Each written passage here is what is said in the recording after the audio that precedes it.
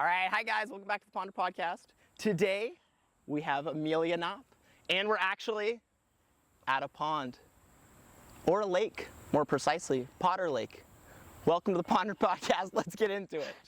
Amelia, introduce yourself. Who are you? Why are you here? Well, my name is Amelia Knopp. I'm a junior at KU studying accounting and sociology. I think I'm here because I helped Calvin come up with Pondr. That's right. The name Pondr. Little Easter egg there. Yeah. How did we come up with the name Pondr? Where did that come from? Well, we were working at the KU Innovation Park together this past summer, and Calvin wanted to come up with a podcast and was looking for a name. And we had this little joke that entrepreneurs like to name their businesses with a word and then take out the vowels, hence Pondr. That's right. I guess there's still one vowel in there, but we took out the E. We were like, we could just film it in front of a pond, just ponder things. So. And it's a beautiful name, and we love it. We love it now. But it's all thanks to Amelia Knopp, everyone. Round of applause. Thank you. But today, we're kind of coming full circle now, because that was a few months ago. And we've been talking about the podcast idea for a long time, and you guys have probably seen the few episodes that we're putting out. But now we wanted to bring it back together a little bit and kind of execute on that vision that we had for this podcast. So I'd like to ask Amelia kind of about your story, about your experience at KU and all that. And so we'll get into that a little bit. So tell us kind of your story, Amelia. Okay, so like I said, I'm a junior at KU. I always kind of knew that I wanted to be a Jayhawk. My parents both went to KU, grew up coming to Allen Fieldhouse, cheer on the Hawks. Just always thought that this would be a place where I could feel like home. I'm from Manhattan, Kansas, so not too far down the road, so I knew that this would be a great place for me. I also considered looking at out-of-state options, but something that kind of changed my trajectory. My junior year of high school, I was diagnosed with leukemia, and that was a 2.5 year treatment of chemotherapy and lots of random weird side effects and lots of crazy things happening. So that just really changed my outlook on life and how I wanted to approach college. So now that I've gotten here and have this opportunity to be a Jayhawk and do all of the things that I always wanted to do, I'm just trying to squeeze literally every ounce of happiness and value out of every experience that I have here and take advantage of everything. So absolutely. And I don't regret any of it. I love being a Jayhawk, and KU has been the 2.5 happiest years of my life. So.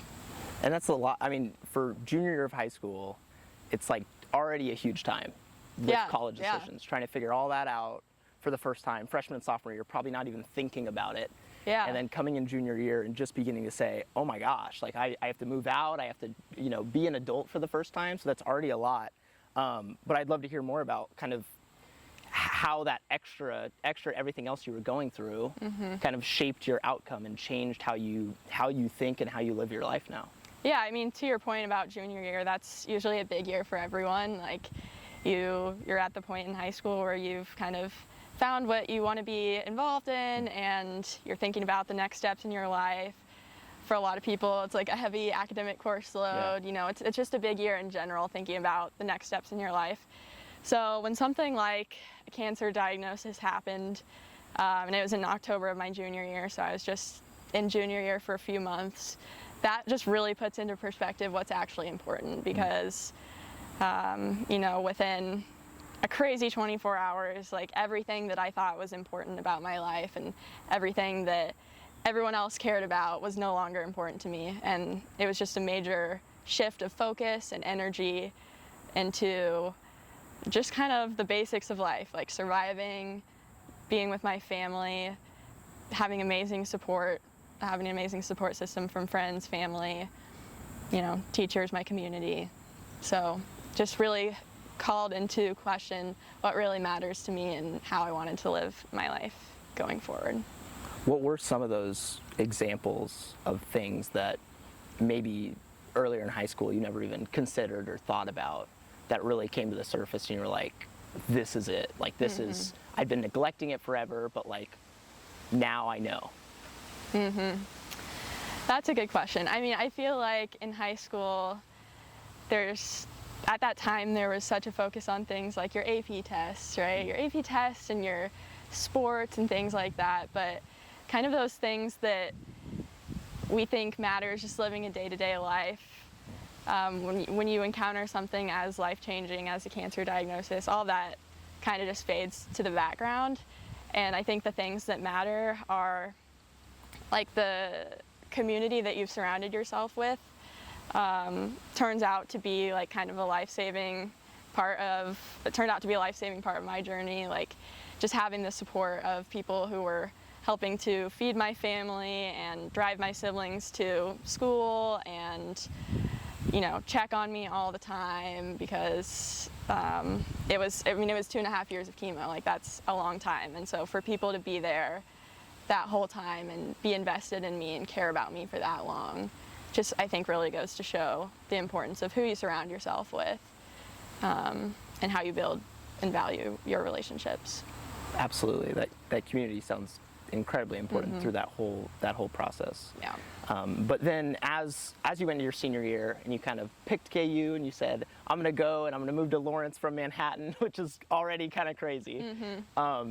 I guess, tell me more about, you know, exactly why you picked KU. You said you kind of were a Jayhawk forever. You heard that from your parents and everything, but especially being in Manhattan, how did that happen? Yeah, I mean, I was a lifelong Jayhawk. I never owned a purple shirt, so I don't think it was surprising to anyone that KU was the path that I chose.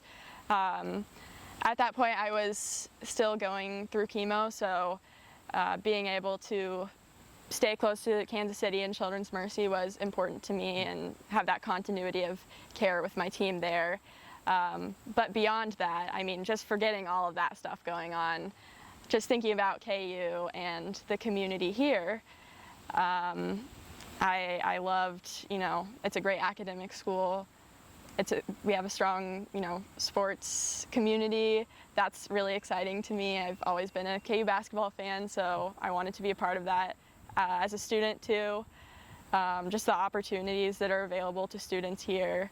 And like I said, because of that, I've been able to get everything that I wanted to get out of college, and it really has been the most incredible, you know, amazing, meaningful 2.5 years. So That's really incredible. thankful for that. No, it sounds like you've taken very full advantage of the KU experience, where I think it's so easy for us to get pigeonholed into one thing that KU has to offer, whatever it may be, whether it be sports or whether it be Mass Street or whatever else. Yeah. I think people are like, I have to pick one. Right. And so it really sounds like you've done a little bit of everything, and that's really exciting. What has been the most meaningful, because you are very involved within the business school and across campus. What are some of those things you're involved in, and what are the most meaningful to you now in your junior year? Okay, well, first I would just say, like, even beyond the things that I'm involved in, and, you know, those things matter a lot to me, but I would also just say that part of what has brought me so much joy from KU is just the people that I've met and the people that supported me through, you know, I didn't finish chemo till it was the spring semester of my freshman year. And around that time, I found out that I had some complications or some rare side effects from my treatment that resulted in me needing to have 4 joint replacements over the course of 13 months, which is just that's not normal. That's not the college experience that I was expecting at all. So just the friends and the support that I found here have been, I mean, I couldn't even have expected that. And like I said, I had an amazing community to support me while I was going through high school as well. But just the fact that I came here, you know, I had roommates who took a chance on me when I had, you know, the roommate posting thing on Instagram, like you're trying to find to find roommates. Like I had bald senior pictures, but my roommates took a chance on me and like saw me for who I was beyond that. And then, you know, threw me a end of chemo party and supported me and came to visit me when I had joint replacements and all these amazing things. So I just want to say that first before we get to what I'm involved in, because I feel like that has been such a huge part of my experience, making that experience the way it has been. Absolutely. So, But yeah, we can talk about the Yeah. other things too. So I would say you asked like the most meaningful things that I've been involved in, most valuable experiences. Yeah. So I've been trying to be really intentional about involving myself in things inside of the business school and outside of the business school.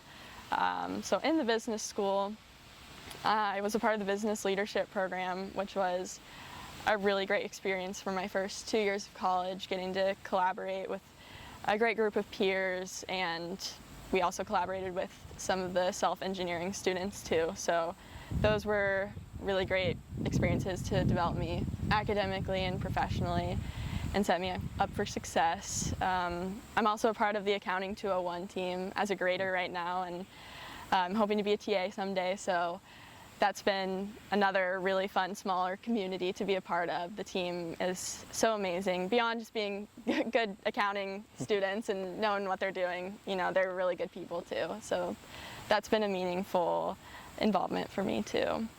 And outside of the business school, I've tried to really immerse myself in the university honors program. So they have an initiative called Common Cause, where every year they choose a new topic, usually based around a sustainable development goal from the UN. So this year we're looking at sustainable or responsible consumption and production. So doing some research and preparing a presentation on that. Very cool, very cool. Yeah. And because you're accounting and sociology. Yes, Which is yes. very, I mean, uncommon. I've never heard anyone else with those two majors. So tell me more neither. about kind of the balance of those two. Yeah. at I KU. mean, when I came to college, I had no idea what I wanted to major in or what I wanted to do career-wise. So I started in the business school, which proved to be a good choice. I didn't know anything about accounting either, didn't know what it was, and so I kind of went into that with no preconceived notions and just loved the faculty. The department itself is amazing. They are really trying to set us up for success and care a lot about us as students and people. So I took that into account too when I was choosing my major. So, you know, fell into accounting and involved myself in that. And then I just randomly took a sociology class my freshman year, and I loved it. And I loved reading and writing. It's pretty intensive reading and writing work in those classes, but I kind of vibe with that, so I enjoy it a lot, and I think it's been a fun challenge to kind of find the intersections between two very seemingly unrelated disciplines, but I think you would be surprised. And now being a junior again in college is another pivotal point. Yes. For all of us. Instead of looking for college, it's usually looking for like a career or your professional, kind of what you're going to go into next. And what has that been for you as you start looking at those things? Yeah, I'm still definitely exploring and figuring out my path. I feel like my life experiences have informed me in knowing that I want to do something that impacts people in a good way and makes lives better, whatever that may look like. I just don't know what that is yet. I would love to go to graduate school. I love learning and love school itself, so I think that would be a great next step. I'm thinking about law school, so definitely just trying to have a lot of conversations with people and figure it out. Yeah, I think there's this kind of crazy notion that you're supposed to come into college and you're supposed to know exactly what you want to do. And we know some of those people that come in and they say, I want to go into investment banking, like as a freshman. It's like, how? How do you actually know? And I think what we figured out over time is those people are just very confident in that answer, but on the inside, they're questioning it like every single day. Like they don't really know. It's just kind of blind, and not exactly blind confidence. I'm sure some of them really, really do know. But I think we've become at this point just like when I say some things about my career, I'm like, oh yeah, I'm gonna do this. When it's like, no, I don't know. I'm trying out everything still, especially coming from like entrepreneurship. I'm like, I'm trying out everything. We don't truly know, and you shouldn't be expected to know a lot of those things, even junior year, because having those experiences is very rare. And I think at the KU Innovation Park, we got an amazing experience to do that for the first time. Try different things. To actually jump in there and hands-on try those things. So what would you suggest to maybe that freshman that comes in, no idea what they want to do, and they seem to look around and everybody around them has it figured out, what would you say to that person?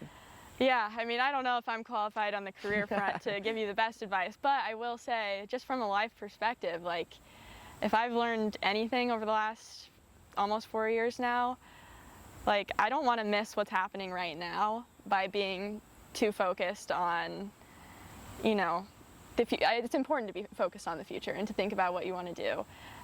Some would say I need to do a little more of that because I got to figure out what I want to do with my life. But I think my best advice would to not forget about right now too. You know, don't just do things for the resume. Do it because it is fulfilling to you and brings meaning and like value to your life. I don't know if that answers your question at all, but that's my perspective on it. No, absolutely it does. Absolutely. Balance, forward-looking, and enjoying the moment.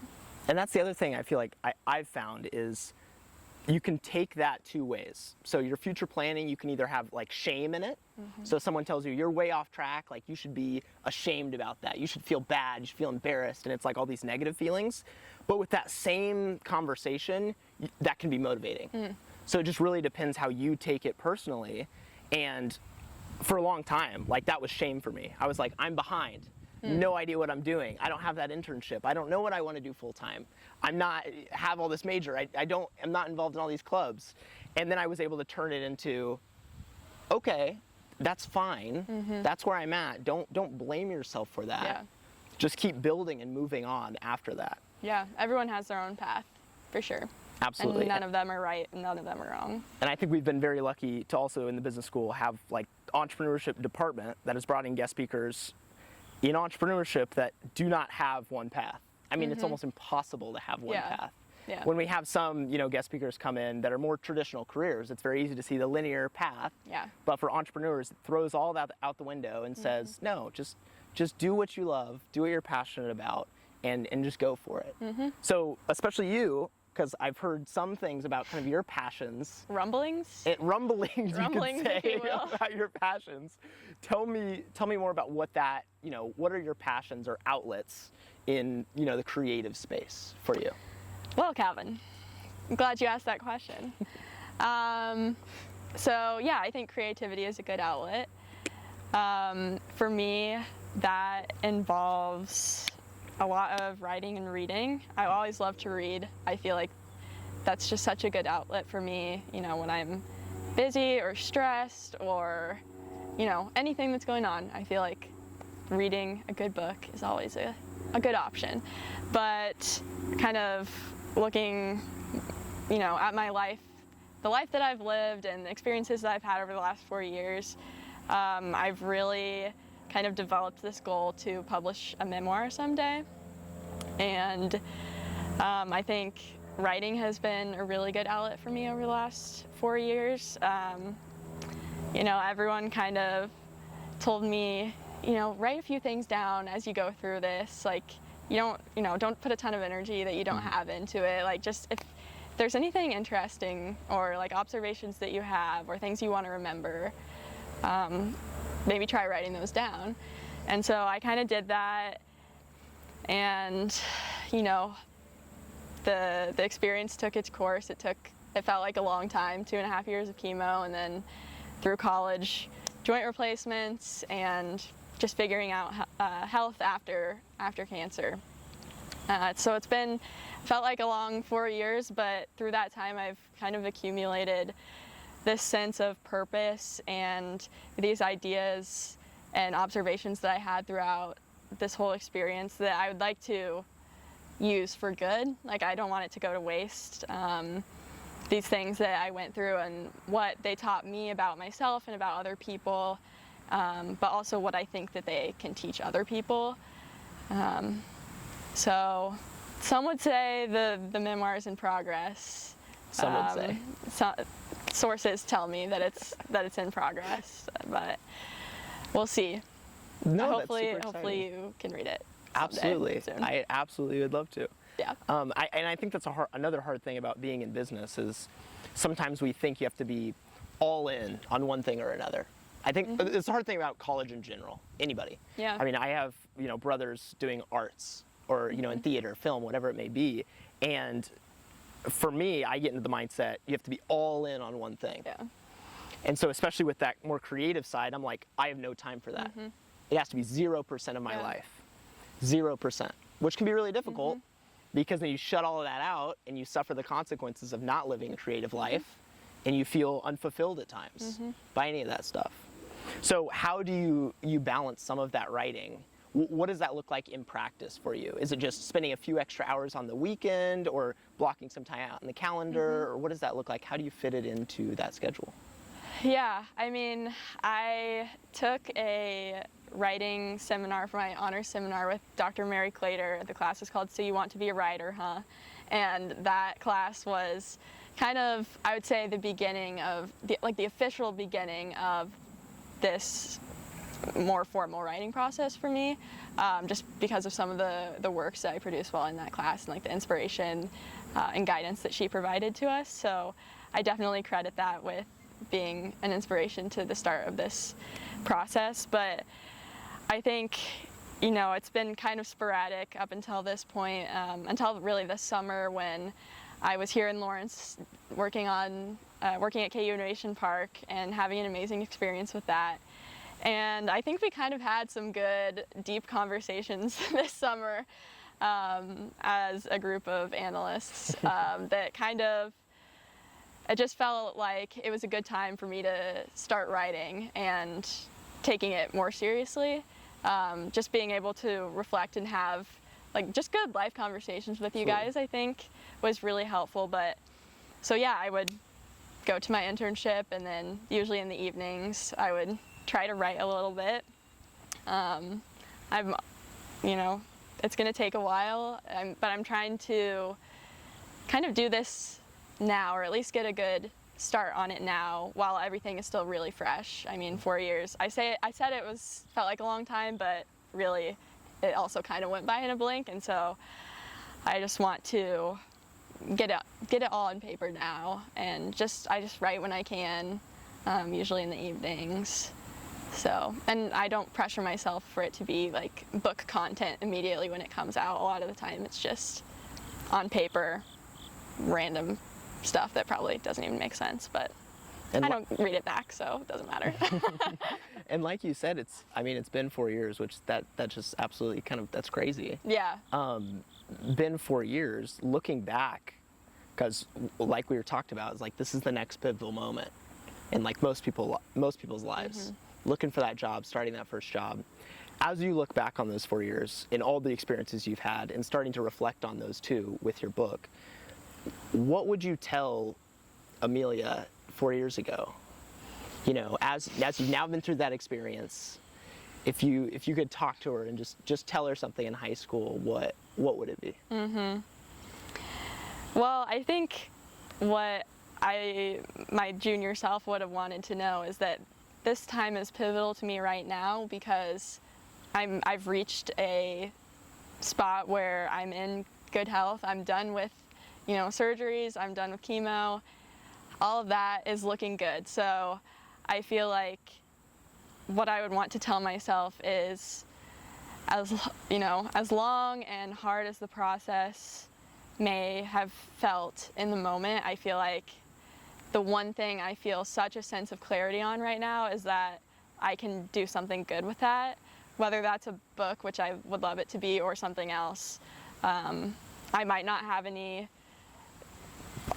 the best sense of direction of what I want to do career-wise. I mean, I have ideas, I don't have a set path, but I think it's pretty cool that really the thing I feel the most clarity on is that I can use what I've learned about life to help other people, and hopefully that helps like my healing process too. So I think that would be good news for junior me to know, junior high school me to know. Absolutely. Yeah. Well, this has been very insightful today. I'm glad. I'm very excited to hear more updates about these next few months of this, pivotal time for you. And the book. Yeah. We'll all be looking out for it. I want to read it. I put it out into the universe now, so I need to follow through. You do. It's not just I my need to read some anymore. drafts. The drafts are out there. They are? No, I don't. No, not yet. But they will be, I'm sure. We'll I'd be see. scared for a second. Yeah, you did. I did. But thank you so much Of for course. being on today. Thanks for having me. I'm sure we'll have updates coming up. It was good to ponder life with you. Yeah. Amen. It's Yeah. good to ponder life. Yeah. Thanks for watching, everybody.